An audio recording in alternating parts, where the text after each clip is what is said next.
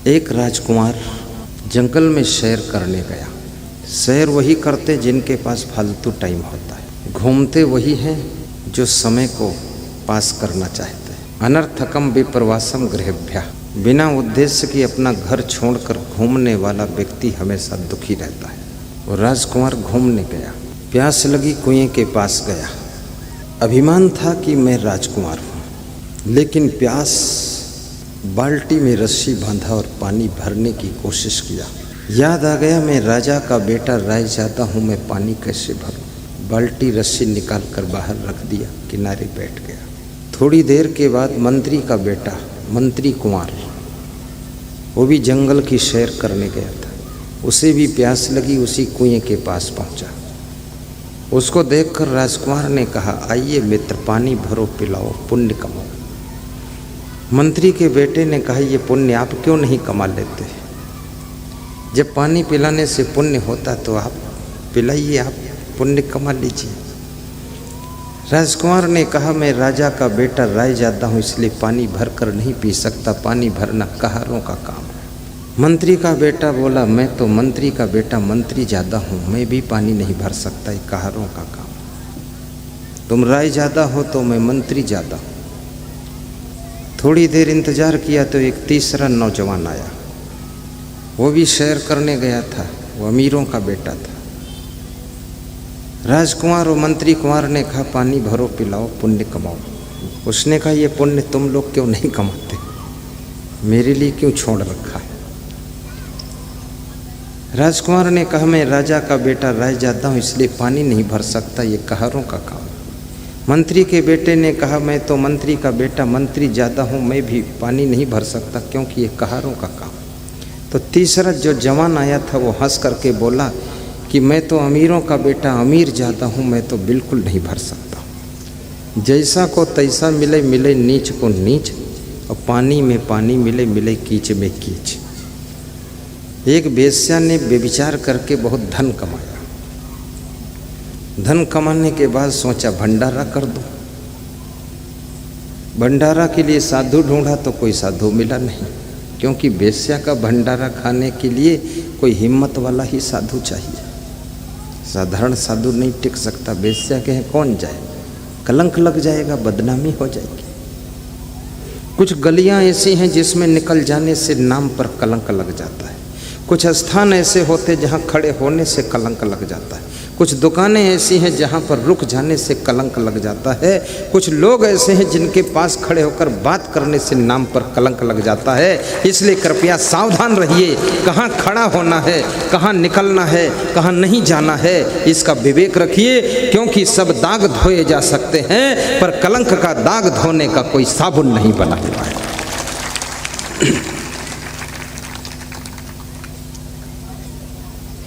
मीराबाई ने कृष्ण भगवान से एक बात कही थी। मीरा दर्शन के लिए गई, पुजारी ने रोक दिया। मीरा ने कहा, जब तक दर्शन नहीं होंगे लौटूंगी ही नहीं। फिर मीरा को थोड़ा जोश आ गया, दर्शन होना चाहिए।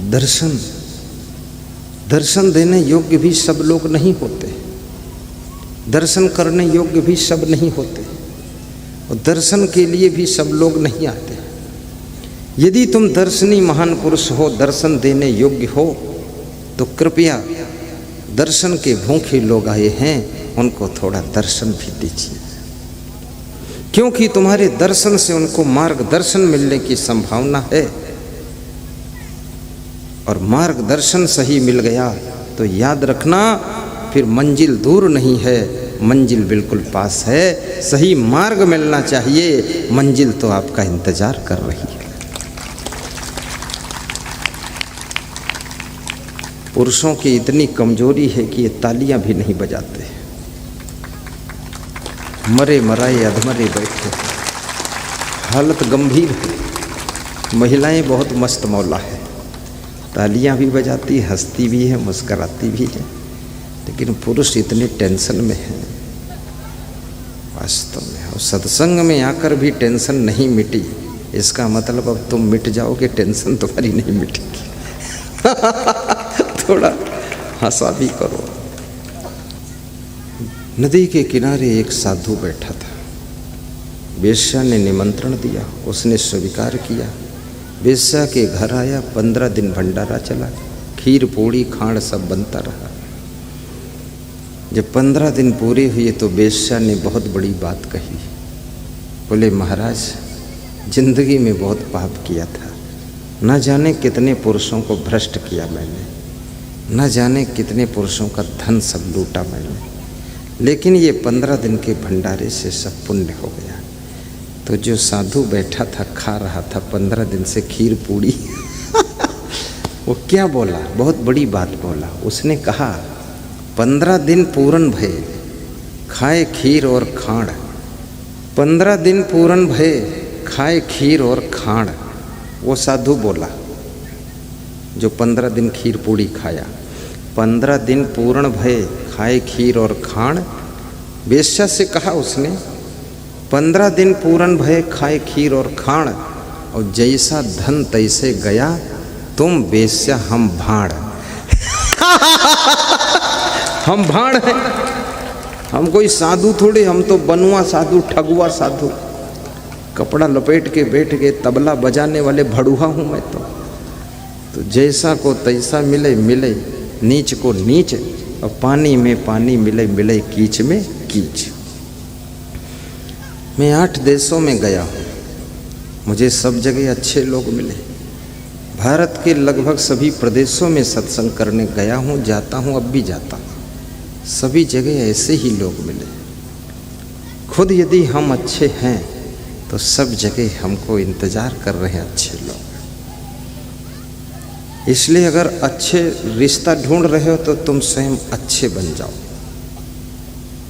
कितने लोग अच्छी पत्नी ढूंढते हैं और खुद अच्छे नहीं बनते हैं।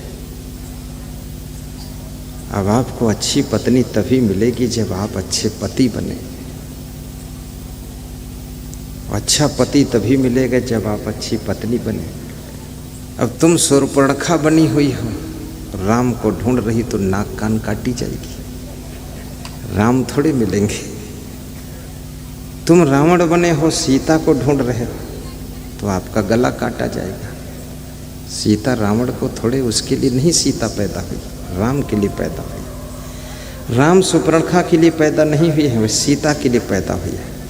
तुम सीता बन जाओ तो राम तो ढूंढते ढूंढते तुम्हारे सीखड़ आ जाएंगे, और तुम राम बन जाओ तो सीता तुम्हारा इंतजार कर रही है जनकपुर में, पर वो सीता तुम्ही को मिलने वाली है।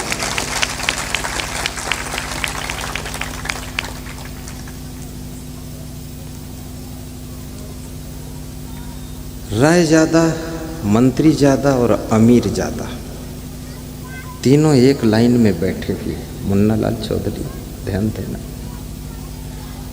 चौथे का इंतजार कर रहे हैं। थोड़ी देर में एक चौथा व्यक्ति आता है। चौथे को देखकर तीनों खुश हो जाते हैं कि शायद ये दयालु होगा, पानी भरेगा, पिलाएगा। कबीर का मंत्र याद रखना, कर बहिया बल आपनी छाड़ बिरानी आस, जाके आंगन नदिया बहे सो कसमरे पियास। अपनी बाव भुजाओं का बल कीजिए, आलस्य और अहंकार का त्याग कीजिए। कोई काम छोटा नहीं होता है, आदमी की सोच छोटी होती है। छोटा काम ही तुमको एक दिन बड़ा बना देता है। याद रखना, आरएसएस के ऑफिस में झाड़ू लगाने वाला व्यक्ति एक दिन इतनी ऊंचाई पर पहुंच जाता है। मैं जब आश्रम में आया तो वहाँ के बाथरूम साफ करता था। सफाई मेरे नस नस में है। तो जहाँ बाथरूम में सभी लोग लेटरिन करते थे, उसकी धुलाई सफाई मैंने किया 10 साल तक, खुद लांग बांध कर। टट्टी सब लोग करते थे, सफाई हम करते थे।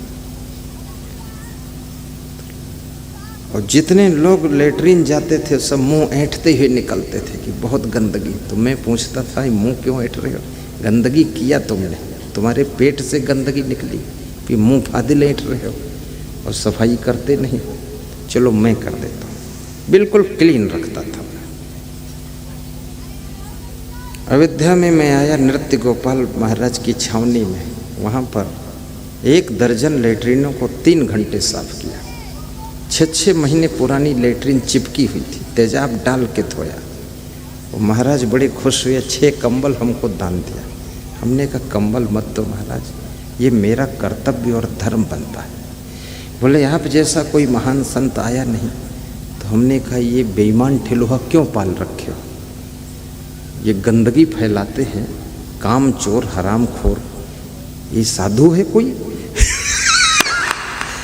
हमने कहा इनको डपट लगाओ, ये दिन में भी सोते हैं और रात में भी सोते हैं और खा खा कर सब पाखाना फैलाते हैं, सबको झाड़ू पकड़ाओ।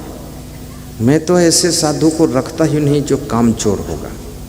सबको काम करना पड़ेगा, मैं भी करूँगा तुम भी करो, और सभी को कर्म करना चाहिए। कर्म विहीन व्यक्ति जहाँ रहता है वहाँ नरक अपने आप बन जाता है। और कर्मयोगी पुरुष और कर्मयोगी नारी जिस घर में रहते हैं उस घर में साक्षात स्वर्ग बन जाता है। इसलिए कर्म योग की साधना करना चाहिए। यत यत आचरत श्रेष्ठा तत तत कुरुते इतरा जना। श्रीमद् भगवत गीता में श्री कृष्ण कहते हैं जैसा जैसा आचरण बड़े लोग कर देते हैं, महान लोग कर देते हैं, उसको दुनिया के लोग सीख लेते हैं। भगवान कृष्ण ने गौएं क्यों चराया था? ना चराते तो भी काम चल जाता, लेकिन चराया इसलिए था कि गोकुल के समस्त ग्वाल बाल गोपिकाओं को उन्होंने एक संदेश दिया था कि मैं भगवान होकर भी गौएं चरा रहा हूँ, तुम तो ग्वाल बाल हो, साधारण परिवार से हो, गायों की सेवा करना, कर्म योग करना, मेहनत करना, ताकि तुम्हारी रोजी रोटी चलती रहे। तो भगवान जब गायें चरा सकते हैं तो हम आप लोग क्या गाय की सेवा नहीं कर सकते हैं? क्या साफ सफाई नहीं कर सकते हैं? क्या अपने घर को नहीं संभाल सकते हैं? क्या बर्तनों की सेटिंग नहीं कर सकते हैं? घर को स्वर्ग बनाने की कला आपके हाथों में है। यदि आप संकल्प ले लेते हैं और अपने घर की सेटिंग को सही करते हैं, गम खा लेते हैं, सहनशीलता रखते हैं, प्रेम का वातावरण अपने परिवार में पैदा करते हैं और कर्म योग की साधना करते हैं, नशा व्यसन से मुक्त रहते हैं और सहनशीलता अंदर रखते हैं, तो याद रखना तुम जहाँ रहोगे तुम्हारा स्वर्ग तुम्हारे साथ साथ रहेगा। युधिष्ठिर जब यमराज के दरबार में गए तो यमराज ने उनके कर्मों का खाता खोला। जांच किया तो पता लगा कि 1 दिन के लिए उनको नरक मिला है। एक बार झूठ बोले थे इसलिए 1 दिन नरक मिल गया है, बाकी स्वर्ग मिला है। तो यमराज से धर्मराज युधिष्ठिर ने पूछा कि यमराज मेरे कर्मों के खाते में क्या निकला है? बोले 1 दिन नरक है, बाकी स्वर्ग है। निर्णय आपको लेना है कि पहले स्वर्ग में जाओगे कि नरक में जाओगे। युधिष्ठिर ने सोचा कि 1 दिन का नरक है तो पहले ही इसको भोग लेता हूँ, बाकी फिर परमानेंट स्वर्ग में रहूँगा। जब वो नरक में गए तो बड़े हैरान हो गए, क्योंकि नरक में बड़ी भीड़ मची हुई थी। यहाँ जो मरता है उसके नाम के आगे तुम सब लोग स्वर्गीय लिखते हो, लेकिन तुम्हारे स्वर्गीय लिखने से वो स्वर्ग में नहीं जाता है, वो सीधे नरक में पहुँचता है। स्वर्ग इतना सस्ता है जो तुम्हारे लिख देने से स्वर्ग मिल जाएगा। स्वर्ग स्थिता नाम इह जीव लोके चत्वारि चिन्हानि बसंत देहे दान प्रसंगो मधुरा च वाणी देवार्चनम ब्राह्मण तर्पणश्च। जिनमें ये 4 लक्षण होते उनको स्वर्ग मिलता है। नंबर 1, जो दानी स्वभाव के होते हैं। दान वही कर पाते हैं जो लोभ को जीत पाते हैं, और लोभ से जो पार हो गए तो समझ लो नरक से पार हो गए। लोभ ही बहुत बड़ा नरक है। त्रिविधम नरकसीदम द्वारम नाशनम आत्मना कामा क्रोधा तथा लोभा तस्मात् एतत्त्रयम् त्यजेत्। 3 नरक के द्वार हैं, काम, क्रोध और लोभ। जिस समय घर में तुम बहुत क्रोध करते हो तो तुमको इतनी अशांति हो जाती है कि आपको लगता है मेरे घर में पूरा नरक हो गया। जिस समय तुम्हारे घर में प्रेम का वातावरण होता है, तुम्हारी पत्नी, तुम्हारी बहन, तुम्हारी माँ प्रेम से बोलती है, तुम्हारे पिता, पुत्र, भाई सब प्रेम का व्यवहार करते हैं, तुम्हें लगता है मेरा घर तो स्वर्ग है, ये घर सदैव मेरे लिए परमानेंट रहे, ऐसा लगता है।